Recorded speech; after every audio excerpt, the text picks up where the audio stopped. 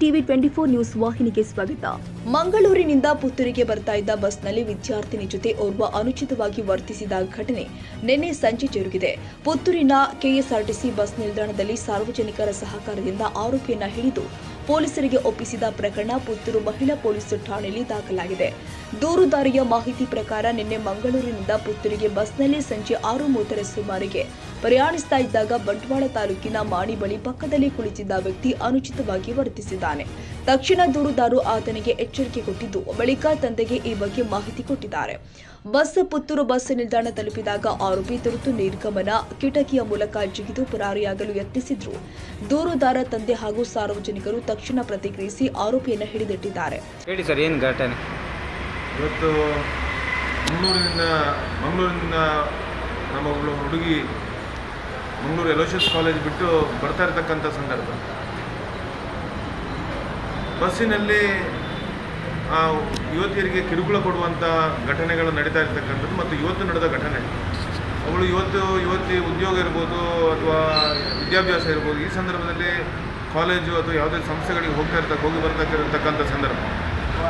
ಈ ರೀತಿ ದೈಹಿಕ ಕಿರುಕುಳ ಅಥವಾ ಮಾನಭಂಗ ಮಾಡುವಂಥ ಪ್ರಯತ್ನಗಳೇನು ಮಾಡ್ತಾ ಇದ್ದಾರೆ, ಇದನ್ನು ನಾವು ಖಂಡಿಸ್ತಾ ಇದ್ದೇವೆ.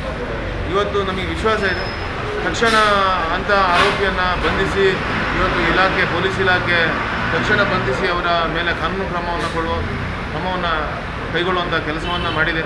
ಅದಕ್ಕೆ ಪೊಲೀಸರಿಗೆ ಮತ್ತು ಯಾರು ಅಲ್ಲಿ ಹಿಡಿದುಕೊಟ್ಟಿರ್ತಕ್ಕಂಥ ಸಾರ್ವಜನಿಕರಿಗೆ ನಾವು ವಿಶೇಷವಾಗಿರ್ತಕ್ಕಂಥ ಅಭಿನಂದನೆಯನ್ನು ಸಲ್ಲಿಸ್ತಾ ಇದ್ದಾರೆ. ಮತ್ತು ಇವತ್ತು ಈ ಘಟನೆಗಳು ಮತ್ತೆ ಮರುಕಳಿಸೋದಕ್ಕೋಸ್ಕರ ಪೊಲೀಸ್ ಇಲಾಖೆ ಏನಾದರೂ ಇವತ್ತು ನಿಶ್ಚಯ ಮಾಡಿದೆ, ಇಂಥ ಘಟನೆಯನ್ನು ಮರುಕಳಿಸಬಾರ್ದು ಅಂತ ಹೇಳಿದರೆ ಅಂಥವರನ್ನು ಸರಿಯಾಗಿರ್ತಕ್ಕಂಥ ಕಾನೂನಿನ ಪ್ರಕಾರ ಶಿಕ್ಷೆ ಕೊಡುವಂಥ ಕೆಲಸವನ್ನು ಮಾಡಿದರೆ ಖಂಡಿತವಾಗಿ ಇಂಥ ಘಟನೆಗಳು ಮರುಕಳಿಸುವುದಿಲ್ಲ.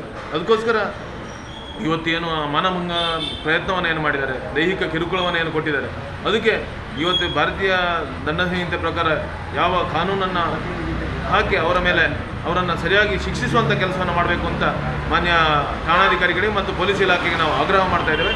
ಮತ್ತು ಈ ರೀತಿ ಮತ್ತೆ ಮರುಕಳಿಸುವುದನ್ನು ನಾವು ಸಹಿಸುವುದಿಲ್ಲ ಅಂತ ಹೇಳುವಂಥ ಎಚ್ಚರಿಕೆಯನ್ನು ಸಹ ಈ ಸಂದರ್ಭದಲ್ಲಿ ಕೊಡಲಿಕ್ಕೆ ಇಚ್ಛೆ ಪಡ್ತಾ ಇದ್ದೇವೆ. ಗಾಂಜಾದ ಏನು ಇವತ್ತು ಗಾಂಜಾ ಅಥವಾ ಈ ರೀತಿಯ ಡ್ರಗ್ಸ್ ಇದರಿಂದ ಈ ರೀತಿ ಘಟನೆಗಳು ನಡೀಬೋದು. ಆದರೆ ಮತ್ತೆ ಇವತ್ತು ಹಿಂದೂ ಯುವತಿಯರ ಮೇಲೆ ಅನ್ಯಮತೀಯರು ಈ ರೀತಿ ಒಂದು ತೊಂದರೆ ಕೊಡುವಂಥದ್ದು ಒಂದು 6 ತಿಂಗಳುಗಳಿಂದ ಈಚೆ ಅನೇಕ ಘಟನೆಗಳು ಪುತ್ತೂರಿನಲ್ಲಿ ನಡೆದಿರ್ತಕ್ಕಂಥದ್ದು ಇಲಾಖೆಗಳು ಗಮನಿಸಬೇಕು. ಯಾಕೆ ಈ ಘಟನೆಗಳು ನಡೀತಾ ಇದೆ ಅಂತ ಹೇಳಿದರೆ ಅವ್ರಿಗೆ ಕಾನೂನಿನ ಭಯ ಇಲ್ಲದ ಕಾರಣಕ್ಕೋಸ್ಕರ ಇದು ನಡೀತಾ ಇದೆ. ಈ ಕಾನೂನಿನ ಭಯ ಅಂತ ಹೇಳುವಂಥದ್ದು ಇದ್ದರೆ ಖಂಡಿತವಾಗಿ ಇದು ನಡೆಯುವುದಿಲ್ಲ. ಅದಕ್ಕೋಸ್ಕರ ಇವತ್ತು ಇಲಾಖೆಗಳೇ ಅದನ್ನು ಎಚ್ಚರಿಕೆಯಿಂದ ಗಮನಿಸಬೇಕು ಅಂತ ಹೇಳೋದನ್ನು ಹೇಳ್ತಾ ಇದ್ದಾರೆ. ಇನ್ನು ಬಂಧಿತನನ್ನ ಮಂಗಳೂರಿನ ಮೊಹಮ್ಮದ್ ತೌಹೀದ್ ಎಂದು ಗುರುತಿಸಲಾಗಿದ್ದು, ಆತನನ್ನ ಪುತ್ತೂರು ಮಹಿಳಾ ಪೊಲೀಸ್ ಠಾಣೆಗೆ ಒಪ್ಪಿಸಲಾಗಿದೆ. ಈ ಸಂಬಂಧ ಪ್ರಕರಣ ದಾಖಲಿಸಿಕೊಂಡು ತನಿಖೆ ನಡೀತಾ ಇದೆ ಅಂತ ಪೊಲೀಸರು ಮಾಹಿತಿ ಕೊಟ್ಟಿದ್ದಾರೆ. ಕನ್ನಡಿಗರ ಮೆಚ್ಚಿನ ನಿಮ್ಮ ಟಿವಿ 24 ಕನ್ನಡ ನ್ಯೂಸ್ ವಾಹಿನಿ ಇದೀಗ ಟಿವಿಯಲ್ಲಿ ಲಭ್ಯ.